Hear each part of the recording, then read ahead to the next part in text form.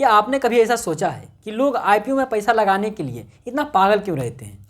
जब हम किसी कंपनी के शेयर्स को सेकेंडरी मार्केट बोले तो लिस्ट होने के बाद खरीद सकते हैं, तो हम प्राइमरी मार्केट बोले तो आईपीओ के लिए इतना पागल क्यों रहते हैं? हम किसी कंपनी को आईपीओ में खरीदें या स्टॉक मार्केट में लिस्ट होने के बाद खरीदते तो हम किसी भी कंपनी में हिस्सेदारी ही है, बट आईपीओ के लिए इतना पागल क्यों रहते हैं? ऐसा क्या है आईपीओ में जो इसका एक अलग से ग्रे मार्केट चलता है? आखिर आईपीओ से लोग कितना ही कमा लेते हैं? वेल, आजकल पैसे सभी इन्वेस्ट करते हैं, गरीब हो या अमीर।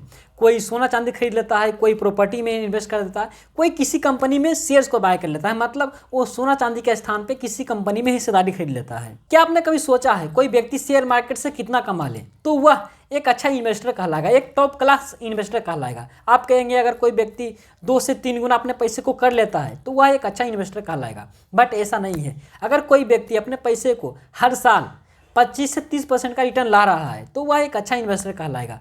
इजी वे में कहें तो कोई व्यक्ति अगर 1 लाख लगाता है और हर साल अगर 25 से 30 हज़ार रुपये का कमाई कर रहा है तो वह शेयर मार्केट का बादशाह बन चुका है। बट ये रेगुलर होना चाहिए, ये कभी कभी नहीं कि किसी साल हो गया किसी साल नहीं हुआ, ये रेगुलर बेसिस पे होना चाहिए। जब हम गोल्ड में इन्वेस्ट करते हैं तो हमें 6 से 7% का रिटर्न मिलता है। जब हम प्रॉपर्टी में इन्वेस्ट करते हैं तो हमें 10 से 12% का रिटर्न मिलता है। पर यह भी सच है कि प्रॉपर्टी का पैसा लिक्विड मनी नहीं है, मतलब हम जब चाहे उस पैसे को कैश नहीं कर सकते हैं। अब अपन आते हैं मेन पॉइंट पे कि आईपीओ के लिए लोग क्यों पागल रहते हैं। आईपीओ ही एक ऐसा जगह है जहाँ 14 दिन में आपको 50 से 100 से 200% तक का रिटर्न मिल सकता है। मतलब वो कहें तो 2 से 3 गुना आपका पैसा इजीली हो जाएगा, और एक कोई चीट फंड भी नहीं है।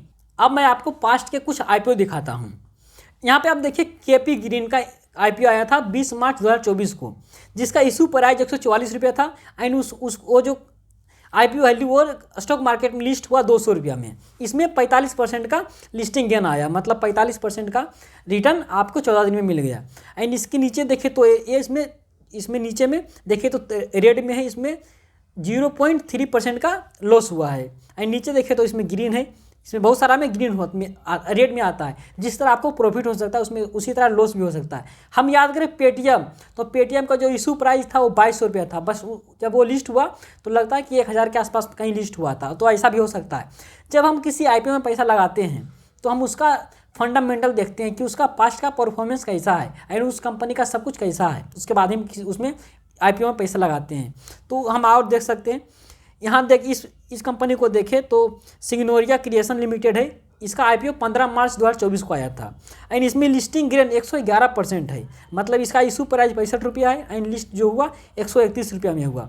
मतलब इसमें 100% का रिटर्न, 111% का रिटर्न सिर्फ 14 दिन में। अगर हम उसी तरह और भी नीचे देखें तो इसमें 58% का रिटर्न है, इसमें 60% का रिटर्न है, इसमें 10% का लॉस भी है, इसमें 43% का रिटर्न है। हम उसी तरह नीचे देख सकते हैं, कुछ में रेड है, कुछ में बहुत सारा में ग्रीन है, बट ज़्यादातर आपको ग्रीन मिलेगा। यहाँ पे देखें तो इसमें 247% का लिस्टिंग गेन है, मतलब 71 रुपये इसका इशू प्राइस है, बट जो इसका लिस्टिंग गेन है वो 260 रुपये में ये कंपनी लिस्ट हुआ है।